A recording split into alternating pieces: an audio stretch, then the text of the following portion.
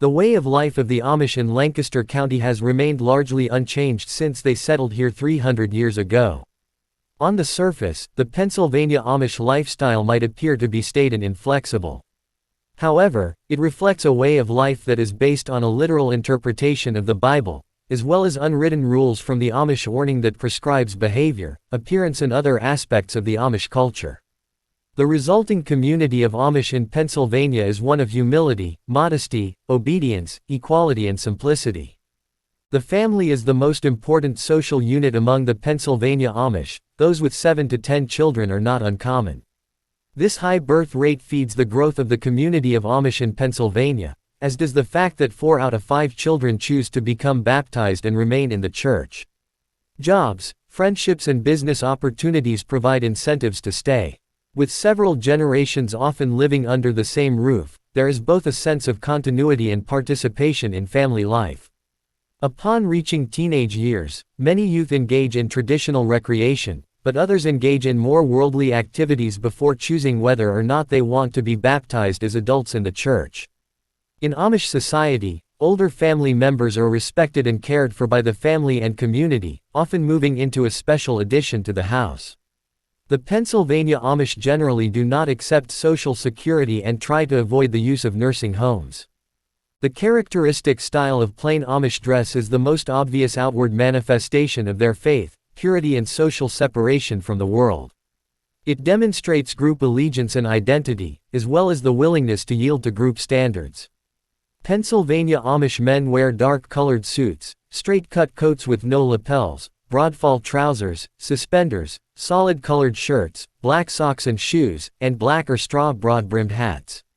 Shirts fasten with conventional buttons, suit coats and vests fasten with hooks and eyes. Men do not wear mustaches and generally wait until after marriage to grow beards. Amish women wear modest, solid-colored dresses, usually with long sleeves and a full skirt, a cape and apron. The clothing is fastened with straight pins or snaps. Hair is never cut and is worn in a bun on the back of the head, concealed by a prayer covering. Single women in their teens and 20s wear black prayer coverings for church services. A white covering is worn at most times by women of all ages. Pennsylvania Amish women are not permitted to wear jewelry or printed fabrics. At home and in their community, the Amish in Pennsylvania speak a dialect of German. This language, originally known as Pennsylvania Deutsch, has gradually become known as Pennsylvania German, or Pennsylvania Dutch. The use of this dialect binds the Pennsylvania Amish together and naturally limits interaction with the non-Amish. Amish children learn English at school and also study High German for worship services. The Amish taboo on electricity has become one of the public symbols of their separation from the world. Because public electric and utility lines provided a literal and mysterious connection to the outside, the use of power generated from them, and from generating plants, is forbidden. This ban has prevented secularly influences from intruding into the home and has silenced endless debates over the use of new electrical gadgets such as radios, TVs and appliances and more. While the 110-volt power generated from public utility lines is prohibited, 12-volt self-contained batteries are unconnected to the outside world, and therefore permitted. In order to power tools for the cottage industry, farm equipment and some household appliances, the Amish in Pennsylvania get creative, using air or hydraulic-powered motors. This pressure can be used to operate larger household equipment like washers and sewing machines, but not smaller ones such as clothes dryers, toasters, blow dryers, microwaves, TVs, and doorbells. Bottled gas is used to operate major appliances such as refrigerators, stoves and water heaters. Home freezers have been banned due to the fear that they would lead to other electric appliances.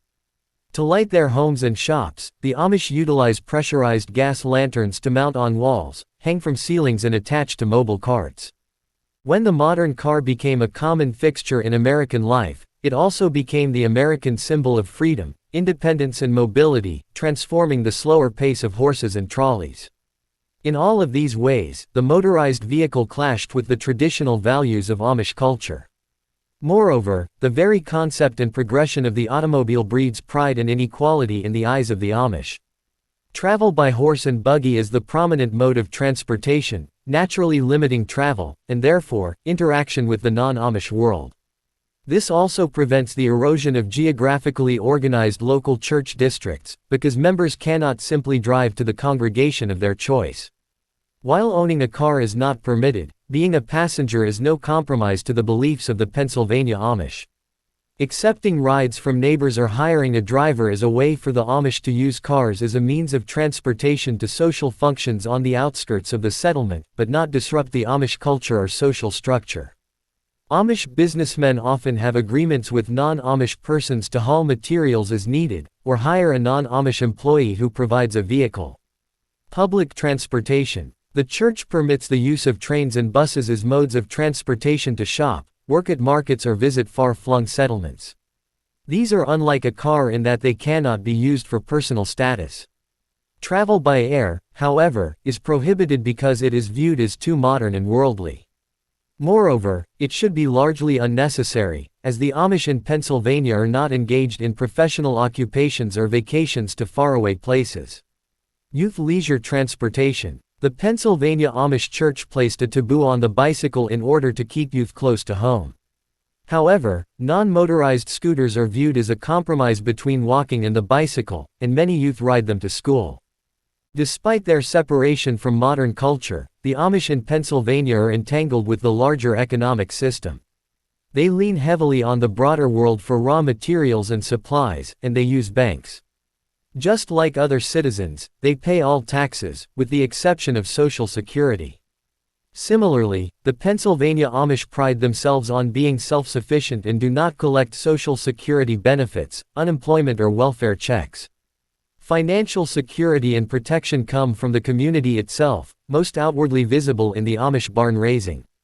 But the Lancaster County Amish have also created other ways to help church members in time of need. An Amish Aid Society was formed, by which members are assessed and money collected to help rebuild after a disaster. This is a modest system of fire and storm insurance. Those with medical bills to pay are helped by church alms.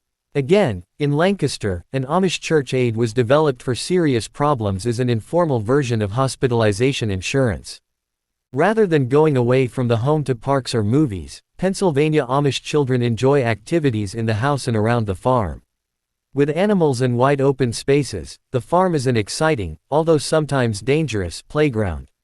Children also get together at school and after church. Baseball is the most popular activity in the schoolyard. The fact that recreation is tied so closely to the home is perhaps the reason that some teenagers rebel before they join the church by participating in worldly recreation. This stage, often referred to as sowing wild oats, may include driving a car, drinking parties, attending movies, playing on a non-Amish baseball team, going to the shopping mall, even purchasing a car. Youth may trade their traditional Amish dress for modern clothing and get a modern haircut to blend into public crowds.